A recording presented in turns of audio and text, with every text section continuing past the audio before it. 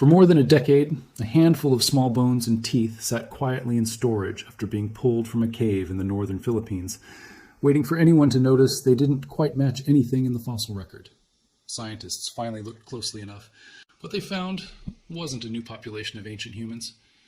It was an entirely new species, one that had never been described anywhere in the world before, hiding in plain sight in a limestone cave for tens of thousands of years. Let's get straight into what researchers actually found, because the real details are more remarkable than any summary can capture. Stick around, because this is one of the most significant human origins discoveries of the past decade, and it's grounded entirely in real, peer-reviewed science. Hit subscribe if deep, evidence-based human origins stories are your thing. The story begins at Callao Cave, a limestone cave system in Cagayan province on the northern end of Luzon, the largest island in the Philippine archipelago. The cave itself sits within a striking landscape of karst limestone formations along the Cagayan River, a region long known to Philippine archaeologists for preserving evidence of ancient human activity, thanks to the same cave preservation dynamics that have made limestone cave systems across the Philippines such valuable sources of ancient skeletal remains generally. The enclosed, relatively stable conditions inside a cave protect bone and other organic material from the heat, humidity, and heavy seasonal rainfall that rapidly degrade remains left in the open across most of the rest of the tropical Philippine landscape. Archaeologists had been excavating at Callao Cave since the early 2000s, initially recovering a single foot bone in 2007 that was provisionally attributed to Homo sapiens, since a single isolated bone offered limited information to work with, and at the time there was no particular reason to suspect it might belong to anything other than an early modern human population, given that Homo sapiens' presence in the Philippines was already independently well established through other sites, including the Taban Caves on Palawan. Excavations continued at the site over the following decade, conducted through sustained, careful, methodical fieldwork rather than through a single dramatic dig, and researchers gradually recovered additional remains from the same general deposit. A total, by the time of the major 2019 publication describing the findings, of 13 individual fossil elements, 7 teeth, 2 finger bones, 3 toe bones, and a partial femur, representing at least 3 separate individuals, including at least 1 adult and 1 juvenile, based on the size and developmental stage of the recovered teeth. Each new specimen added to the collection over those years provided another data point, and it was only once the research team had accumulated enough material, spread across enough different individuals, that they had a genuinely solid comparative basis to which these remains didn't fit comfortably into any already known category. That might not sound like a large collection compared to the more complete skeletons recovered from some other famous hominin fossil sites, but it was enough for a team of paleoanthropologists led by Florent Detroit and including Philippine researchers Armand Salvador Millares, among others, to carry out a detailed comparative analysis. And what that analysis revealed was a genuinely unexpected mix of features that didn't cleanly match any previously known hominin species. Here's what made the remains so distinctive. The teeth were notably small, smaller in several respects than the teeth of modern Homo sapiens, and showed a specific combination of features. A mix of relatively simple, modern-looking crown shapes on some teeth alongside more complex, archaic-looking root and cusp patterns on others, a combination researchers hadn't documented together in quite this way in any other known hominin species. Tooth size and shape carries real diagnostic weight in paleoanthropology, since teeth are the hardest, most durable part of the human body and frequently survive in the fossil record long after softer bone has degraded, giving researchers a genuinely reliable basis for species level comparison, even when only a handful of individual teeth are available to study. The 2 recovered finger bones showed a notably curved shape, a feature generally associated with more archaic hominins,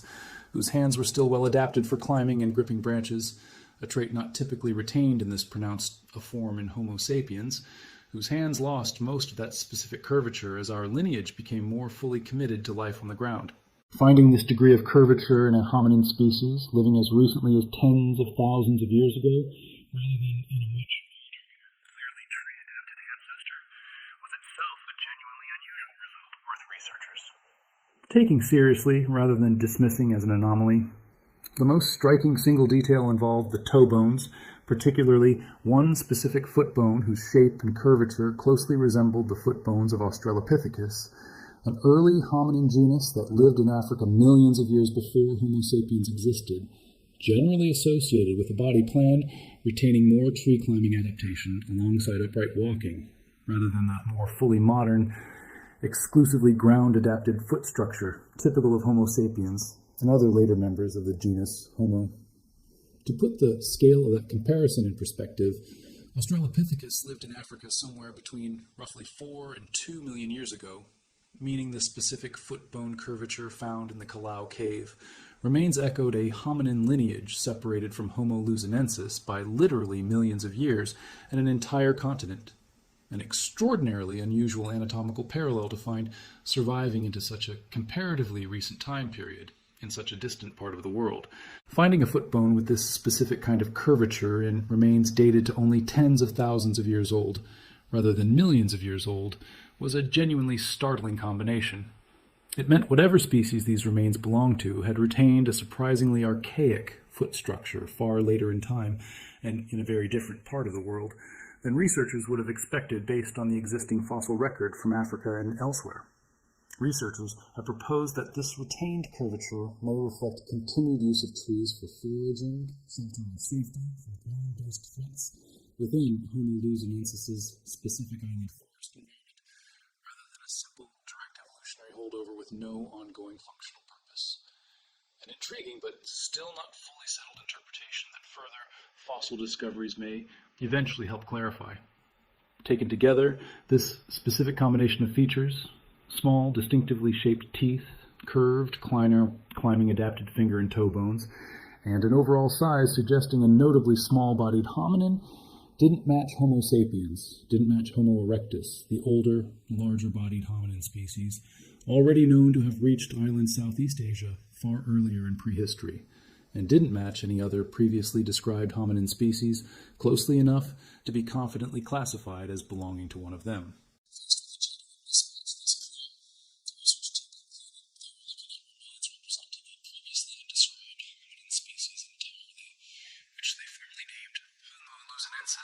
In reference to Luzon, the island where the remains were discovered. Naming a new hominin species is a serious, carefully considered scientific step, not undertaken lightly or often. It requires demonstrating, through detailed comparative analysis against every plausible alternative, that the specimens in question genuinely represent a population falling outside the normal range of variation for every already known species, rather than simply being unusual individual examples of an existing species. Researchers describing a new hominin species typically face intense scrutiny from the broader scientific community, precisely because the stakes of getting a classification like this wrong are high. A mistaken species designation can mislead an entire field's understanding of human evolutionary history for years before being corrected, which is exactly why journals publishing this kind of claim subject the underlying research to an especially demanding peer review process before agreeing to publish it at all. The research team's 2019 publication, appearing in the journal Nature, one of the most rigorously peer-reviewed scientific journals in the world, represented years of careful comparative work, measuring the recovered remains against a wide range of other hominin fossils from Africa, Europe, and Asia, before the team felt confident enough in the distinctiveness of what they'd found to formally propose a new species designation. The formal species name, Homo luzonensis, follows standard scientific naming convention, pairing the existing genus name Homo, shared with modern humans and close extinct relatives, with a species epithet derived from Luzon, the specific island where the type specimens were recovered. A naming convention that both honors the discovery location and immediately signals to anyone in the field encountering the name exactly where in the world this species was found. Dating these remains accurately was its own significant technical challenge, and it's worth understanding how researchers approached it because the dating method matters enormously for how the discovery gets interpreted. Rather than dating the fossil bones and teeth directly, which risks damaging irreplaceable specimens and can, depending on the specific method used, be less reliable for material of this type, researchers primarily used uranium series dating applied to the surrounding cave sediment and to a separate deer bone recovered from the same stratigraphic layer as the hominin remains. This method works by measuring the radioactive decay of uranium isotopes that accumulate in bone and sediment over time, providing a reliable minimum age estimate for the deposit the remains were found in. This dating placed the Homo luzonensis remains at a minimum age of roughly 50,000 years, with some individual specimens or layers suggesting an age extending back to at least 67,000 years, meaning this newly identified species was very possibly still living in the Philippines within a time frame that would have overlapped with the presence of anatomically modern Homo sapiens elsewhere in island Southeast Asia and the wider region. This overlap in timing is worth setting with directly, because it connects Homo luzonensis to one of the most genuinely remarkable patterns to emerge from human emergence research in the past 2 decades. For a long time, the standard textbook picture of human evolution assumed a fairly simple linear progression, one hominid species giving way to the next in a comparatively tidy sequence, with only one hominid species typically occupying a given region at any specific point in time. That simple picture has been thoroughly overturned by a series of major discoveries made across roughly the past 20 years. And island Southeast Asia specifically has turned out to be one of the most surprising hotspots for this kind of revision anywhere in the world. The first major piece of this puzzle came from the Indonesian island of Flores, where researchers in 2003 discovered the remains of Homo floresiensis, a small-bodied hominin species that quickly earned the popular nickname Hobbit because of its notably diminutive stature. This discovery caused an immediate sensation in the scientific world and beyond when it was first announced, precisely because it defied the same kind of simple linear expectations about human evolution that Homo luzonensis would go on to challenge again over a decade later. Nobody expected a hominin this small-bodied, and combining this particular mix of archaic and derived features, to have survived so recently on an island in Southeast Asia, at a point in time when Homo sapiens had already been established elsewhere in the world for tens of thousands of years. Homo floresiensis lived on Flores until at least 50,000 years ago, and its unusual small body size is generally explained by researchers through a well-documented evolutionary process called island dwarfism, or insular dwarfing, a pattern seen repeatedly across the animal kingdom on islands worldwide,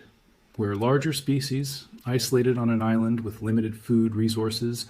and few or no large predators, tend to evolve smaller body sizes over many generations, since a smaller body requires less food to sustain and offers no particular survival disadvantage in an environment without large predators to escape from. Elephants, hippos, and deer have all independently evolved dwarf island forms in various parts of the world under similar ecological pressures. Flores itself was home to a now extinct dwarf species of elephant-like stegodon, found in the fossil record alongside Homo floresiensis remains, giving researchers a genuinely striking real-world example of the exact same evolutionary pressure acting on two entirely different kinds of animals sharing the very same small island at the very same time.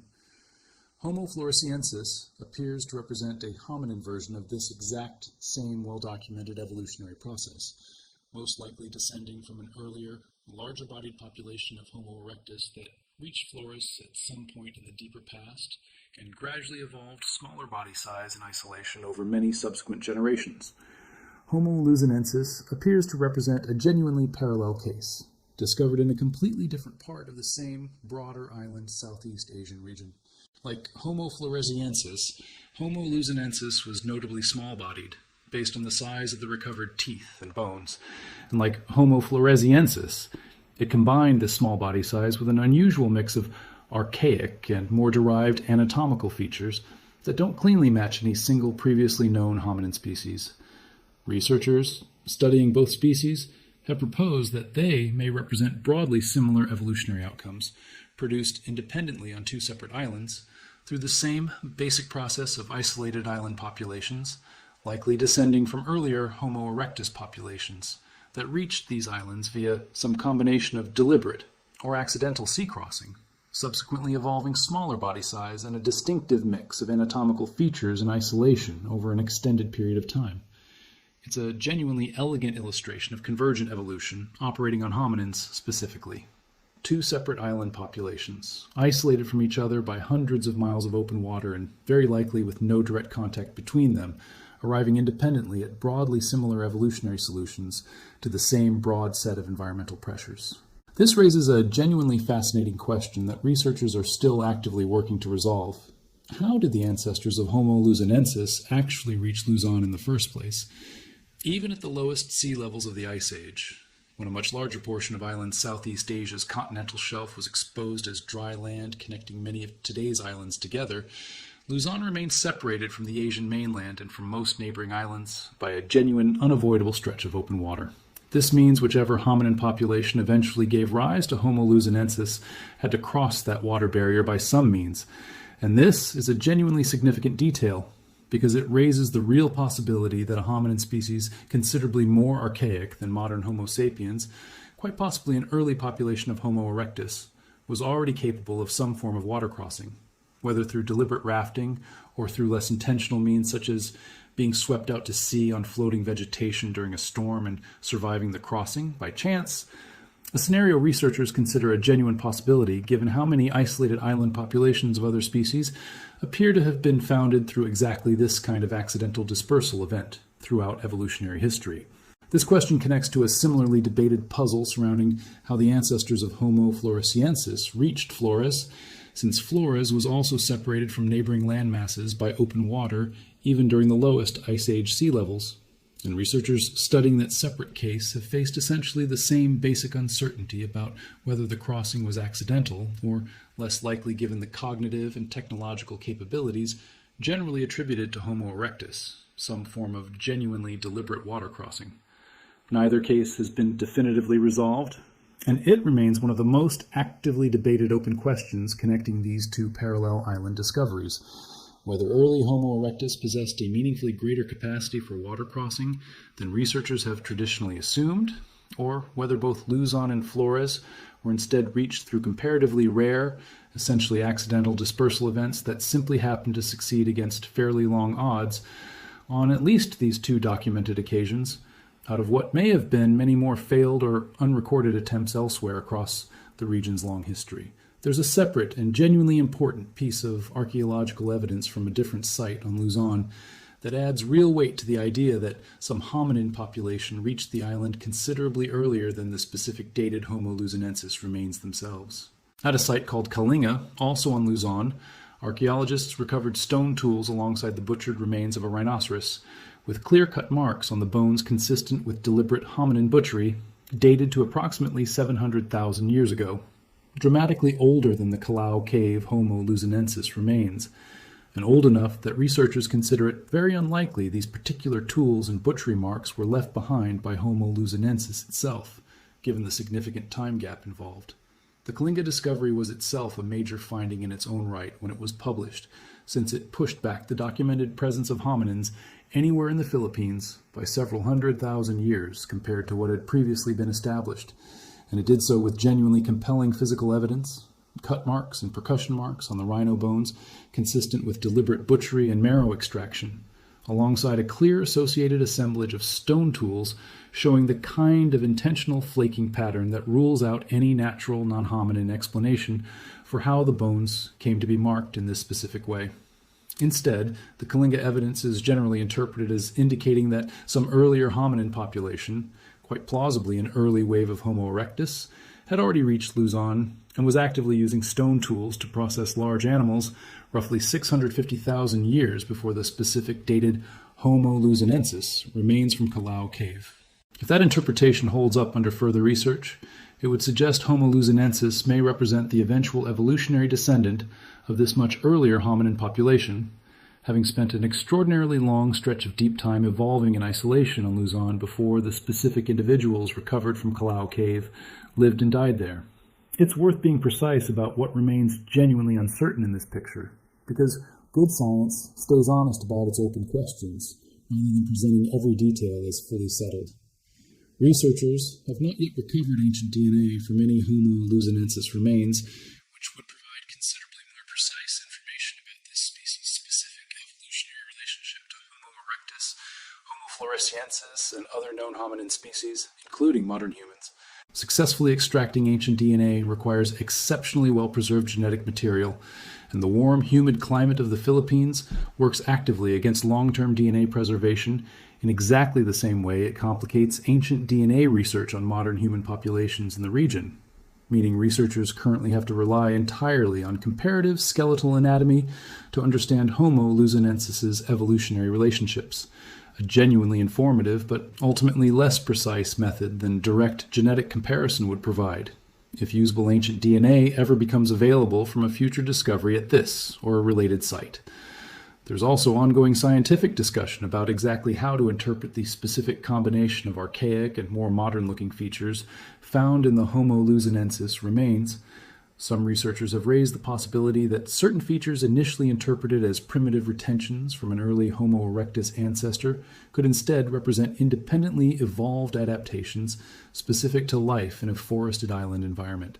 rather than direct evolutionary holdovers from a more archaic ancestral population. A genuinely open scientific question that will likely require additional fossil discoveries, and ideally a more complete skeleton than the currently available 13 fossil elements to resolve with greater confidence. This kind of ongoing scientific debate and refinement is a completely normal, healthy part of how paleoanthropology works, particularly for a genuinely new species description based on a still limited number of recovered specimens, and it in no way diminishes the significance or credibility of the original 2019 discovery and species description itself. What Homo luzonensis does establish with real confidence, regardless of how these more specific questions about its precise ancestry eventually get resolved, is that island Southeast Asia hosted a genuinely remarkable diversity of distinct hominin species during a period of prehistory considerably more recent than most people assume multiple human species coexisted. By the time frame Homo luzonensis appears to have been living in the Philippines, roughly 50 to 67,000 years ago, the broader region already included Homo floresiensis, surviving on Flores until at least around 50,000 years ago. Denisovans and Neanderthals both present across various parts of mainland and island Asia, and anatomically modern Homo sapiens actively expanding through the region as part of the broader human migration into Australia and the Pacific. It's worth taking a moment to really picture what that means concretely, because it's easy to state the fact without absorbing how genuinely strange it would have looked on the ground. Within roughly the same broad window of tens of thousands of years, walking distance in evolutionary terms, 5 distinct hominin species may have each occupied their own specific pocket of island Southeast Asia. Modern humans expanding rapidly along coastlines and across open water toward Australia, Homo luzonensis in the forests of Luzon, Homo floresiensis on Flores, and Denisovan and Neanderthal populations present in various parts of the wider mainland and island region, each population almost certainly unaware the others existed, each pursuing its own separate evolutionary path shaped by its own specific island or regional environment, until modern humans eventually expanded into contact with, and in most cases apparently outcompeted or otherwise replaced, essentially every other population across the entire region within a relatively short additional stretch of time. That means, for at least some meaningful stretch of time within this general period, island Southeast Asia may have hosted up to 4 or 5 genuinely distinct hominin species simultaneously, each occupying different islands or regions within a relatively compact geographic area. A level of hominin diversity that would have been almost unimaginable to researchers working with the fossil record available even just 20 or 30 years ago, when the field's dominant assumption was a much simpler, largely linear picture of human evolutionary history with far less species overlap. This broader pattern has led some researchers to describe island Southeast Asia as something like a natural laboratory for hominin evolution during this period, a region whose specific combination of geography, numerous islands of varying size, separated by water barriers of varying difficulty to cross, with varying degrees of connection to the mainland depending on fluctuating ice age sea levels, appears to have repeatedly produced isolated hominin populations that then evolved along their own distinct evolutionary paths, largely independent of what was happening to hominin populations elsewhere in the region at the same time. Homo floresiensis and Homo luzonensis evolving independently on 2 separate islands, both converging on a broadly similar small-bodied outcome, is exactly the kind of pattern this natural laboratory framing would predict, and it raises a genuinely open question researchers continue to actively investigate: how many other undiscovered hominin species might still be waiting in unexcavated cave deposits scattered across this region's thousands of islands, each representing its own isolated evolutionary experiment that current archaeological research simply hasn't reached yet. It's also worth pausing on what this discovery means for the deep history of the Philippines specifically, since this is territory that deserves genuine recognition on its own terms, separate from its broader regional significance. Before this discovery, the Philippines had not been widely recognized internationally as a particularly significant location for major hominin fossil discoveries, especially compared to sites in East Africa, or even compared to floras in neighboring Indonesia, which had already achieved considerable international recognition following the 2003 Homo floresiensis discovery. The description of Homo luzonensis fundamentally repositioned the Philippines on the map of major human evolutionary discoveries worldwide, establishing the archipelago as host to not just an important chapter in modern human maritime history, the subject covered in depth elsewhere on this channel, but as the site of a genuinely new branch on the broader hominin family tree, entirely separate from and predating the modern human story by tens of thousands of years.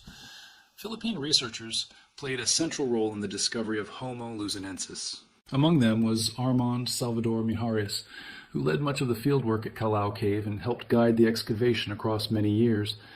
The discovery was not the result of one dramatic moment. It came from long-term collaboration between Filipino archaeologists and international specialists in paleoanthropology, dating, and comparative anatomy.